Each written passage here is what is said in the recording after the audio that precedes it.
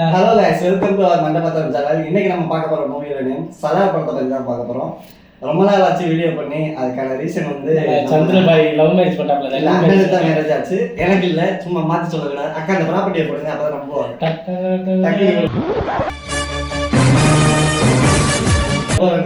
பழைய பசையில உங்களோட மாலை விட்டுருங்க. சாமி சரணப்பா அப்படியேதான் இருக்கணும். மண்ட பத்திரம் சலார் சீஸ் ஃபயர். சலார் படத்தை பற்றி கொஞ்சம் பேசலாமா? சலார் படத்தோட மீனிங் என்னவா இருக்கும்? அது நண்பனை பற்றி சொல்கிற மாதிரி. நண்பன்ல நம்ம ரகசியத்தை எவ்வளோ சொன்னாலும் ஆக்சுவலாக நான் என்னது நம்பிக்கையாக எல்லாத்தையும் சொல்கிறது. அதே மாதிரி நம்மளுக்காண்டி எந்த இடத்துலையும் விட்டு கொடுக்காம எதாக இருந்தாலும் நம்மளுக்காண்டி அவன் செய்வாங்கிற மீனிங் தான் சலார். அப்படி அந்த படத்தில் சொன்னாங்க. ட்ரெய்லர்லேயே சொல்லியிருப்பாங்கன்னு நினைக்கிறேன். ஆமாம் ட்ரெய்லரில் இருந்துச்சுன்னு தான் நினைக்கிறேன். இந்த படத்தில் வந்து கிட்டத்தட்ட இது வந்து ஒரு டபுள் ஹீரோ சப்ஜெக்ட் மாதிரி. Double hero. ஆமாம், பிரபாஸ் வந்து மெயின் ஹீரோ. அவரோட ஃப்ரெண்டு ரோல் வந்து நம்ம பிருத்திவிராஜ். ஃப்ரெண்டுன்னு சொல்லலாம், வில்லன்னு சொல்லலாம். அது பார்ட் 2ல தான் எப்படி மாறுதுன்னு தெரியல.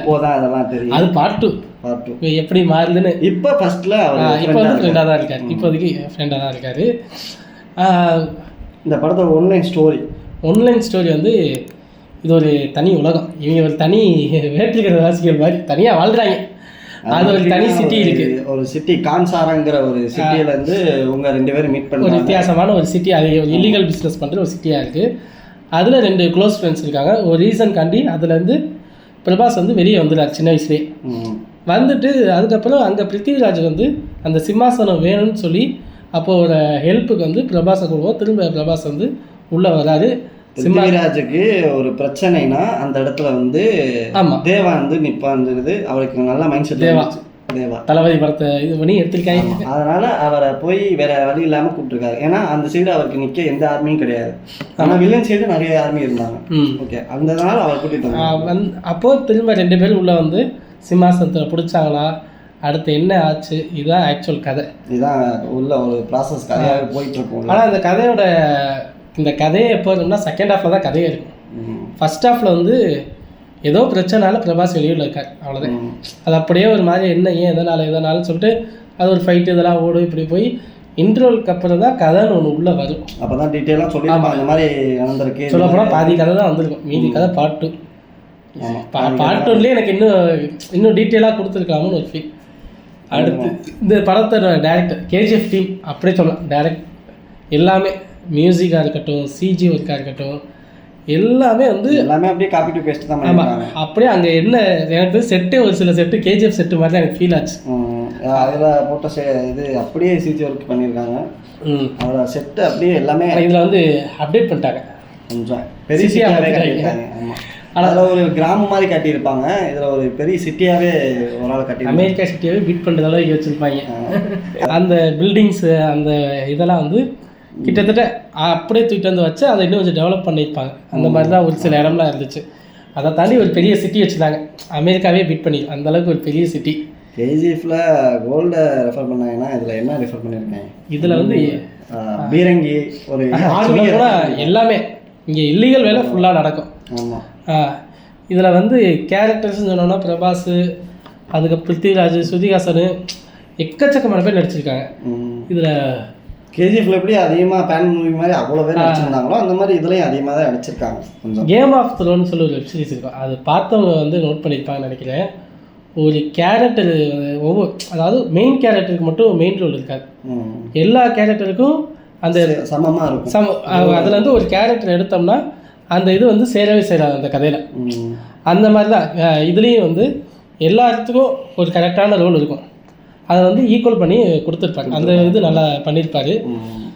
அது கிட்டத்தட்ட கேம் ஆஃப் த்ரோன்ஸோட கான்செப்ட் மாதிரி தான் இருக்குது. இவங்க பிரபாஸ், பிருத்திவிராஜ் அவங்களோட ஃப்ரெண்ட்ஷிப்பை தாண்டி இந்த கதையை வந்து யார் எடுத்து கொண்டு போகிறான் அப்படிங்கிறத பார்த்தா நம்ம ஹீரோயின் ஸ்ருதி ஹாசன். கேஜிஎஃப்ல எப்படி ஒரு கேரக்டர் 2 கேரக்டர் இந்த மாதிரி பேசிட்டு இருப்பாங்கல்ல, அந்த மாதிரி யார் இந்த கதையை மூவ் பண்ணி ஸ்ருதி ஹாசனும் மைண்ட் கோபியும் பேசிட்டு இருப்பாங்க, மெயினாக இருப்பாங்க.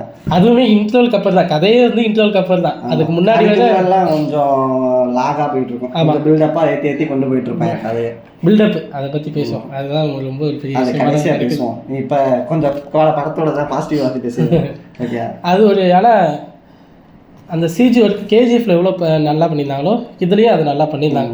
ஏன்னா அந்த படத்தோட டைரக்டர் தானே இதில், அவருக்கு அந்த மைண்ட் செட் இருக்கு. காஸ்டியூம்லேருந்து எல்லாமே நல்லா பண்ணியிருப்பாங்க. பிருத்திவிராஜ் அவரோட லுக்கெல்லாம் நல்லா இருக்கும். இந்த மாதிரி நிறைய விஷயங்கள் பாசிட்டிவ் இருந்தாலும் நெகட்டிவ்ஸும் கொஞ்சம் இருக்குது இந்த படத்தில். நெகட்டிவ்ஸ் இருக்குது, அது எப்படி கொண்டு போகிறது இல்லை, எப்படி சொல்கிறதுன்னு தெரியல. நெகட்டிவ்ஸ்ன்னு பார்த்தீங்கன்னா அந்த கதை வந்து இன்னும் பெட்டராக பண்ணியிருக்கலாம். ரொம்ப பில்டப் தான் அந்த படத்தில் அதிகமாக இருந்துச்சு, தவிர கதை என்ன அப்படிங்கிறது இன்னும் லைட்டாக டீட்டெயிலாக சொல்லியிருக்கலாம், அந்த மாதிரி சொல்லியிருந்தாங்க. கேஜிஎஃப் வந்து அந்த பில்டப் வந்து கரெக்டாக இருக்கும், இவருக்கு இந்த அளவுக்கு இருந்தால் போதுங்கிற மாதிரி இருக்கும். இதை வந்து அதையும் தாண்டி இருக்கும். ஹீரோ இன்ட்ரோவில் பில்டப் இருந்தால் பரவாயில்ல, ஃபைட்டில் இருந்தால் பரவாயில்ல, எல்லா சீனும் சும்மா நடந்து போனாலும் பின்னாடி பண்ணாலுமே அவர் என்ன பண்ணாலுமே பில்டப்பாக தான் இருக்கும். சும்மா ஒரு ஆள்கிட்ட பேசுனாலும் பில்டப் இருக்கும். சாப்பிடும்போது கூட முலாப்படி பக்கத்தில் வச்சு சாப்பிடுவோம் பார்த்தியா, ஏன்னா அவனுக்கு ரொம்ப காரம்னா ரொம்ப பிடிக்கும். முலாப்படி போட்டு பருத்தி சாப்பிட்ற மாதிரி அதெல்லாம் எது பண்ணாலும் பில்டப்பு. அவன் சாப்பிட்டானா கேட்டால் கூட அவனுக்கு எப்போ தோணுதோ அப்போ சாப்பிடுவான், அவன் சாப்பிடும்போது வேட்டையாடுவான், அப்படி இப்படின்னு அந்த மாதிரிலாம் போயிட்டு இருக்கான்.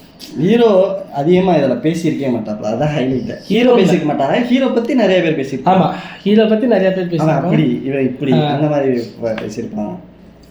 மற்றபடி இந்த நெகட்டிவ், இந்த படத்தில் நெகட்டிவ்னு சொல்ல போனால் பில்டப், இந்த பில்டப்பை கொஞ்சம் குறைச்சிருக்கலாம்.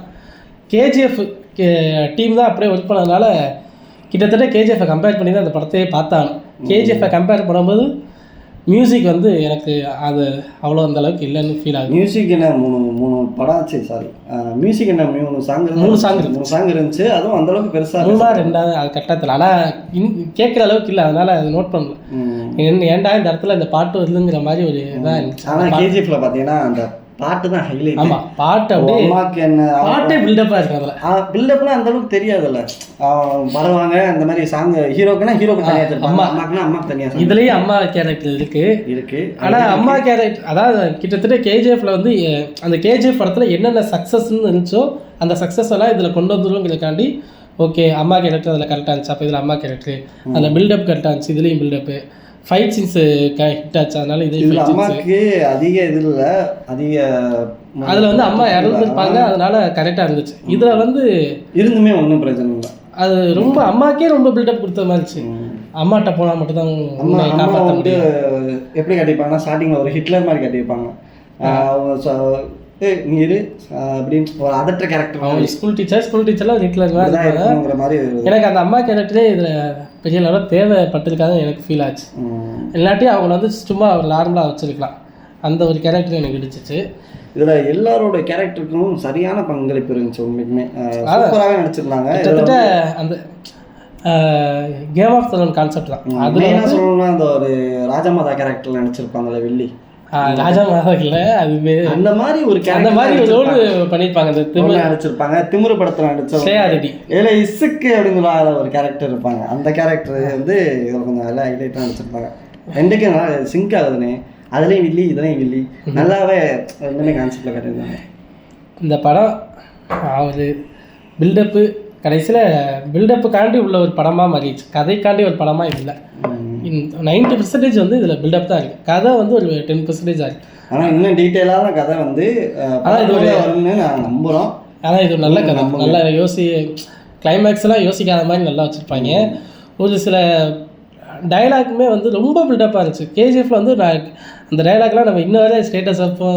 அது டைலாக்லாம் புதுசாக இதில் புதுசாக இருந்தாலும் அந்தளவுக்கு நல்லா இல்லை. ஒரு எனக்கு ஓகே ஆச்சு, பர்சனலாக ஓகே இருந்துச்சு. ஆனால் இன்னும் கொஞ்சம் பில்டப் ஏற்றிக்கக்கூடாது, அதான் சொல்ல வரேன். இது எங்களோட ஒப்பீனியன் தான், நாங்கள் எதுவும் குறைபடுத்தி சொல்லலை. ஓகே, அந்த படம் நல்லா இருக்கு, அது ஒத்துக்கிறேன். பிரபாஸுக்கு எனக்கு தெரிஞ்சு இது ஒரு நல்ல படம் தான். ரொம்ப வருஷமாக பாகுபலிக்கு அப்புறம் 3 ஒரு 3 படம் வந்துச்சு. ஆமாம், 3 படமே ஒரு அட்டர் ஃப்ளாப். ஆமாம். ஆதிபுருஷன் சொல்லிட்டு ஒரு படம் கூட ரீசெண்டாக வந்துச்சு. அது கொஞ்சம் விட்டுருச்சு பிரபாஸ். லைட்டாக சீமான் மாதிரி இருந்தாப்புல அதில் கூட. அந்த இடத்த அவருக்கு அந்த கேரக்டர் வந்து அதிகமாக. இது வந்து எனக்கு தெரிஞ்சு பிரபாஸுக்கு ஒரு நல்ல சூப்பரான படம். இத்தனை 3 ஏன்னா இவ்வளோ படம் ஓடலை, இது ஒரு நல்ல படம். ஆனால் கேஜிஎஃப் அந்த டைரக்டர் பிரசாந்த் நீலுக்கு இது ஒரு நல்ல படமாக கேட்டால் இல்லை, எனக்கு கேஜிஎஃபே இது பீட் பண்ணலன்னு தான் நான் சொல்லுவேன். கேஜிஎஃப்பை கன்ஃபார்மாக பீட் பண்ணாது. அது வந்து அது வேறு இது வேறு. அதேமாதிரி இதில் ஆக்டிங்னு பார்க்கும்போது பிருத்திவிராஜா இருக்கட்டும் எல்லாருமே அந்த ரோல் வந்து நல்லா பண்ணியிருப்பாங்க. ஆக்டிங்கில் யாருமே வந்து குறை சொல்கிற மாதிரி இருக்காது. ஆக்டிங்கு கேரக்டர்ஸை தாண்டி சைட் கேரக்டர்ஸ்லாம் இருக்காங்கல்ல, அவங்களுமே சூப்பராக பண்ணுவாங்க. அவங்களுக்கு பெரிய ஹைலைட்டு. ஏன்னா அவங்க இல்லைன்னா இவங்கள வச்சு கதை மூவ் ஆகிருக்காது, இவங்கள வச்சு மட்டும் கதை மூவ் ஆகிருக்காது. சைடு கேரக்டர்ஸும் சரி, பின்னாடி அது இதுக்காக ஒர்க் பண்ணவங்களும் சரி, சூப்பராக ஒர்க் பண்ணியிருக்காங்க அந்த நல்லாவே. இந்த படத்தோட நெகட்டிவ் பார்த்தோம்னா பெரிய நெகட்டிவ் பில்டப் தான். ஒரு சில இடத்துல என்னடாங்கிற மாதிரி நம்மளுக்கு ஒரு யோசனை வைக்கும். என்ன ஹீரோ நடந்தாலும் பில்டப்பு, சண்டை போட்டாலும் பில்டப்பு, சாப்பிட்டாலும் பில்டப்பு.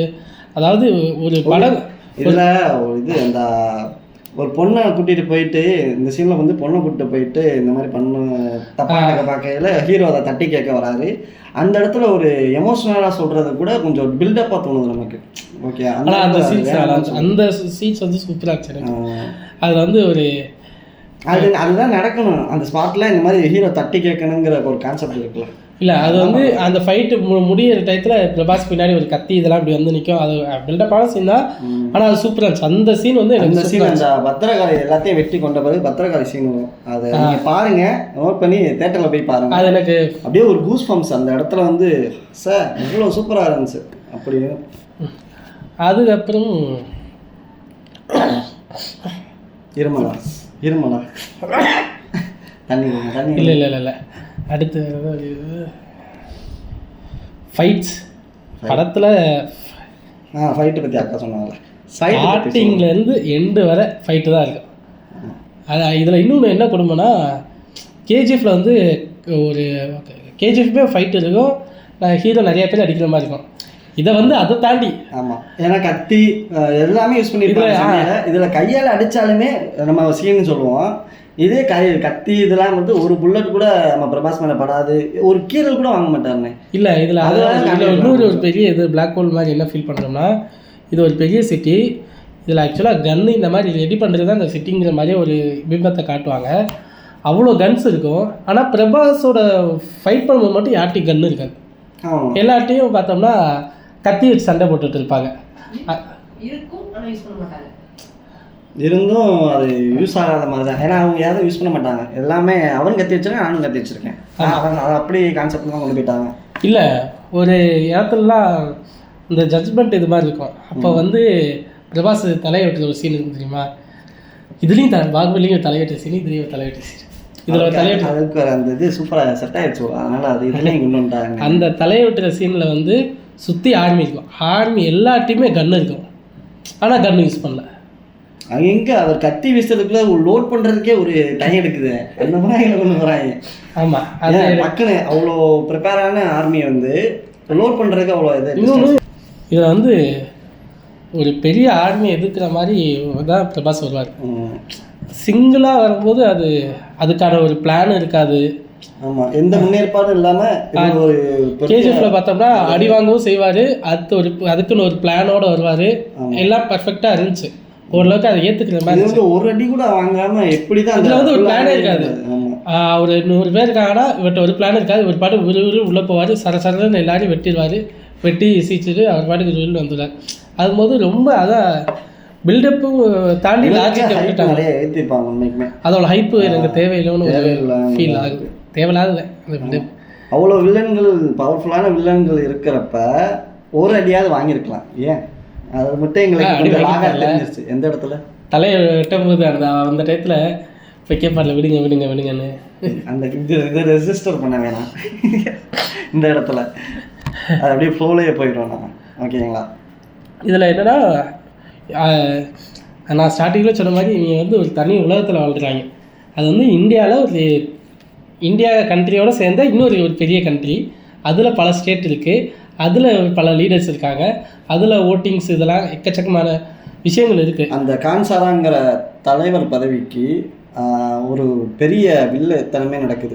உள்ள ஒரு பெரிய போட்டியே நடக்குது, வாரே நடக்குதுன்னு சொல்லலாம். அதில் பாபி சிங்கா அவர் ஒரு நல்ல ரோல் பண்ணியிருப்பார். அதை வந்து சொல்லப்போனால் நரித்தந்திரம் அவர் தான் இந்த கதையை வந்து மாற்றி விடுற ஆளாகவே இருப்பார்.